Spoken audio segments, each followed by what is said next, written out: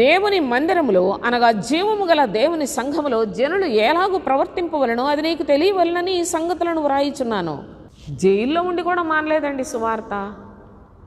అపోస్తలుడైన పౌలు చెరసాలలో ఉండి కూడా మానలేదండి. చెరసాలలో ఎందుకు వేయబడ్డాడు?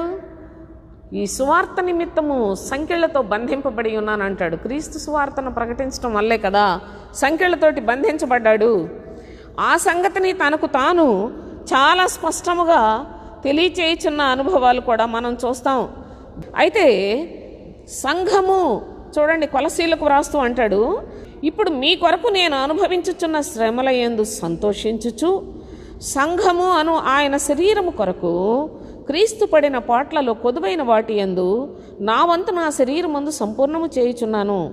దేవుని వాక్యమును అనగా దేవుని వాక్యం అంటే అర్థం చెప్తున్నాడు, జాగ్రత్తగా వినండి. యుగములలో తరములలో మరుగు చేయబడిన మర్మమును అనగా క్రీస్తు సువార్తను సంపూర్ణముగా ప్రకటించటకు మీ నిమిత్తము నాకు అప్పగింపబడిన దేవుని ఏర్పాటు ప్రకారము నేను ఆ సంఘమునకు పరిచారకుడనైతిని. ఈ వాక్యం ఎందుకు వ్రాయబడింది?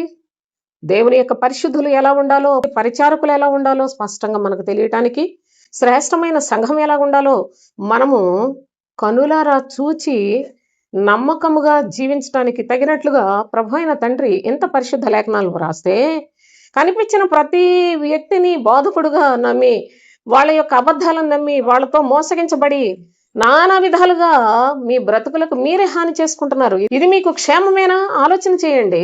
ఇప్పుడు 2 రోజుల నుంచి దాదాపుగా మనం చూస్తున్నాం ఈ అబద్ధాన్ని యూట్యూబ్ అంతా అల్లకల్లోలం చేస్తున్న ఈ మోసకరమైన అబద్ధ బోధకుల యొక్క పరిస్థితులను తెలుసుకొని సత్యాన్ని గ్రహించి లేఖనములను ఆధారం చేసుకుని సత్య సంబంధాలను వెంబడించడం ద్వారా నిత్యజీవం పొందుతామని విశ్వసించండి. అంతేగాని మీ సొంత ఉద్దేశాలతో మీకు మీరే హాని చేసుకొని నష్టపోవద్దని దేవుని ప్రేమను బట్టి మిమ్మల్ని బ్రతిమాలుకొంచున్నాను.